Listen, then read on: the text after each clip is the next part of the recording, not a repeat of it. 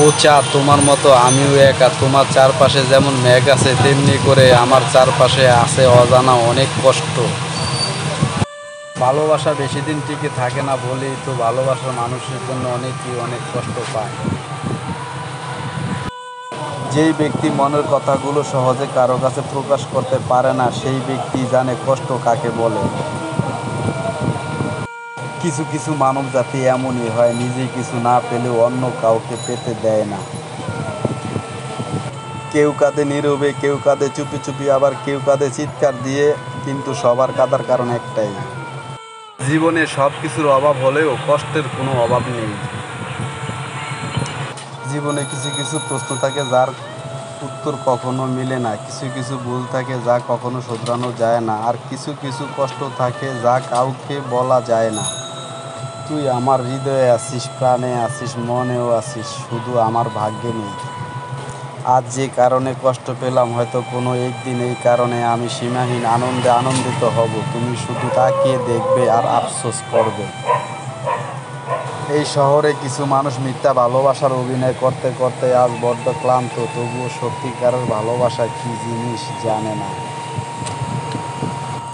গ্রামের লোক হোক বা এলাকার লোক বা প্রতিবেশী হোক বা শহরের কেউ যদি কিছু একটা আঘাত দেয় তেমন কিছু যায় আসে না, কিন্তু নিজের আপন লোকে যদি ছোটোখাটো একটা আঘাত দেয় সেটা একদম ভিতরে লেগে যায়। ভালোবাসা অতি কষ্ট, এতে হয় জীবন নষ্ট, ভালোবাসার শেষ ফল বুকে হয় ব্যথা, চোখে হয় জল। প্রথম প্রেমে আপনি বেশি কিছু না পেলেও লুকিয়ে লুকিয়ে কিভাবে কাঁদতে হয় সেটা শিখতে পারবেন। আল্লাহর দুনিয়াতে ক্ষুধার চেয়ে বড় কোনো কষ্ট নেই, মৃত্যুর চেয়ে বড় কোনো সত্য নেই। কষ্ট পেয়েছি তাতে কোনো প্রবলেম নেই, মানুষ তো চিনতে পেরেছি। কষ্ট মানুষকে পরিবর্তন করে, কষ্ট মানুষকে অনেক শক্তিশালী করে তুলে, এরপরে মানুষ নতুন কিছু খুঁজে পায়। জীবনে কোনো মানুষকে আপনি যদি কষ্ট দিতে চান, কষ্ট দেওয়ার আগে একবার ভাবুন আপনি নিজে কষ্টটা পেলে কেমন লাগবে। কষ্ট করে লিখলাম বন্ধু, মন দিয়ে পড়ো, পড়ার পরে হৃদয় দিয়ে আমায় মনে করো। তোমার কাছে কে প্রিয় জানি না, তবে আমি আমার কাছে সবার চাইতে প্রিয় বন্ধু তুমি।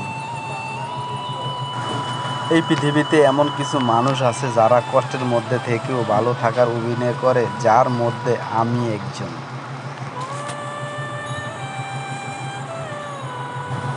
বন্ধুরা, এই ভিডিওটি আপনার কাছে কেমন লাগে প্লিজ ভালো লাগলে বা খারাপ লাগলে কিছু একটা কমেন্ট বক্স করবেন।